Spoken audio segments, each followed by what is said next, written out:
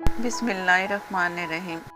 अस्सलाम वालेकुम। आज मैं बनाऊंगी पकौड़ियों का सालन प्याज के साथ और सब्ज़ धनिया, हरी मिर्चें, पुदीना। आखिर में दम लगा के तो बहुत ही मज़े के ये बनती हैं ये पकौड़ियाँ, बेसन की पकौड़ियाँ। तो बहुत खुशबूदार, जायकेदार बनाएंगे बेसन की पकौड़ियों के लिए मैंने 1 पाव बेसन में पकौड़ियाँ खुद बनाई हैं होममेड घर में। तो ये पानी बहुत ऐसा है कि हाथ उंगली बर्दाश्त करे, इतना पानी है।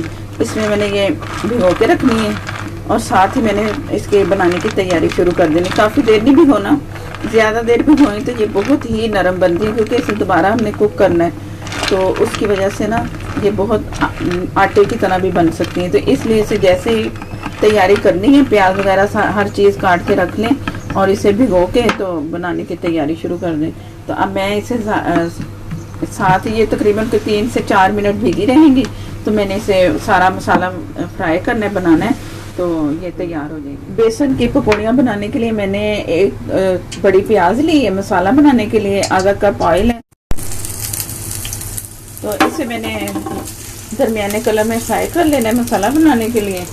तो इसके मसाले जैसे जैसे मैं जो डालती जाऊंगी तो मैं इसमें आपको बताती जाऊंगी। ये प्याज मैं फ्राई कर रही हूँ, हाफ कप ऑयल है और एक बड़ी प्याज है।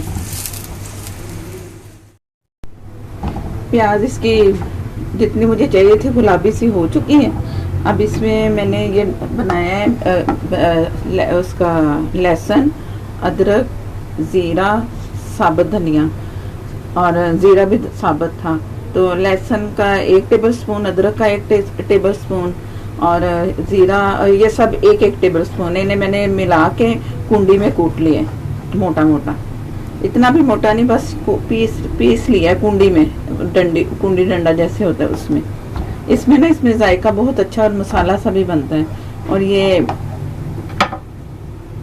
नमक है 1 टीस्पून, उसमें भी पकौड़ियों में भी नमक है, इसलिए मैं इसमें कम डाल रही हूँ, आप अपनी मर्जी से डालो। ये लाल मिर्चें कुटी, ये गोल जो होती है, ये मैंने खुद पीस लेती हूँ मैं, गोल मिर्चें। ये 1 टीस्पून लाल मिर्च, 1 टीस्पून ये तेज पत्ता है, एक छोटा सा पत्ता है इसका। तो ये नमक, मिर्च, हल्दी ये अपनी आपने मर्जी से डालनी है सब चीज़ें। और अगर देख लें, अगर ये पसंद है तो इस जायके से आप डाल सकते हो। तो ये मैं इसमें शामिल कर रही हूँ। अब ये सब चीज़ें जा रही हैं। हाफ टीस्पून मैंने इसमें हल्दी भी शामिल कर दी है। तो इससे मैं मसाले को भून लूँगी।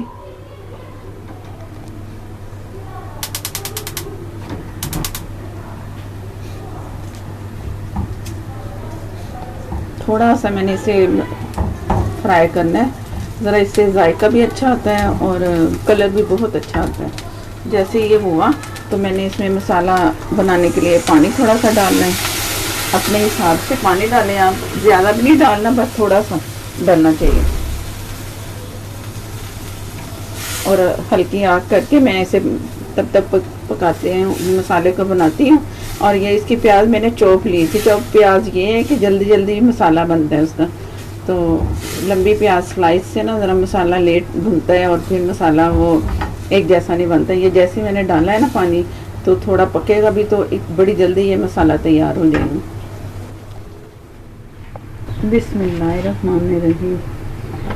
माशाल्लाह मसाला तैयार हो चुका है, इसका घी अलग से नज़र आ रहा है, तो समझो कि ये तैयार है। अब इसमें मैंने 3 से 4 टेबल स्पून दही डाल दी। दही खट्टी नहीं होनी चाहिए, नॉर्मल सी हो, मीठी सी, तो ये शामिल कर लो। ये जैसे ही इसमें दही मिक्स हो गई तो ज़्यादा पकाने की ज़रूरत नहीं होती दही को, बस मसाले में मिक्स है, कलर उसका अच्छा सा आ गया है, दोबारा पक के, तो समझो ये तैयार है। अब इसमें मैंने प्याज काटी है स्लाइस में, तकरीबन कोई 3 प्याज है इसमें, बड़ी प्याज। ये पकौड़ियाँ जो बना रही है ना, ये प्याज के साथ ही अच्छी लगती हैं, इसमें प्याज का जायका बहुत अच्छा लगता है। तो ये प्याज पकौड़ियाँ बहुत ही अच्छा जायका देती हैं और सादी सी सिंपल सा है, लेकिन बहुत मज़ेदार होता है ये सालन। तो ज़रूर ट्राई करना पकौड़ियों के साथ ये प्याज। और जो मसाला मैंने बनाया है, जिस तरह काफ़ी अच्छा खासा मसाला भी बन गया है। थोड़ी सी दही भी चली गई इसमें, जो मैंने मसाले खुद पीस के डाले हैं वो भी चले गए। तो इसमें फिर अच्छा खासा मसाला भी बन गया, प्याज भी चली गई। प्याज के बाद थोड़ा सा ही इसमें करना है मैंने मसाले में फ्राई, तो बाकी फिर ये प्याज दम में चली जाएगी। ज़रा घी में फ्राई हो जाएगी ना थोड़ी सी, तो इसकी जो है ना प्याज का कच्चापन वो ख़त्म हो जाएगा। तो ये फिर पकौड़ियाँ जो मैंने भिगोई थी पानी में, तकरीबन कोई 15 मिनट के बाद मैंने पानी से निकाल के ये छलनी में रख दी। पानी इसका निकल गया, जितना चाहिए था एक्स्ट्रा ख़त्म। और ये पकौड़ियाँ बगैर पानी के हैं, तो जो प्याज डाली है ना उसका भी पानी बन जाता है ना, तो कुछ ये पकौड़ियों में पानी है, तो इसमें पानी की ज़रूरत ही नहीं पड़ेगी। और कुछ मसाला हमारा इतना लिक्विड सा बन गया, तो ये बहुत अच्छा सा मिक्स हो के तो बहुत अच्छा सा सालन बनेगा ये इंशाल्लाह।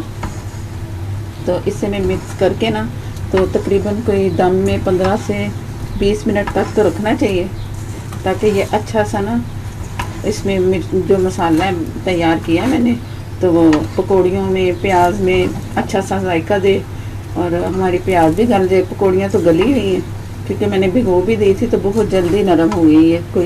ये मैं चेक करवाती हूँ, इतनी नहीं मैंने भिगोई, ये कोई 15 मिनट में नॉर्मल सा पानी था, इतना गर्म नहीं था जिसमें उंगली बर्दाश्त कर ले, तो उसमें मैंने भिगोई है।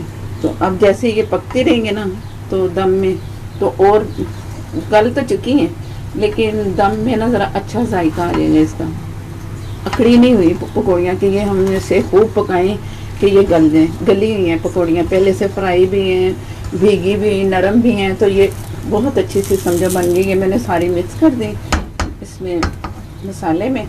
अब इसे दम पे ये जा रही है 15 मिनट के लिए।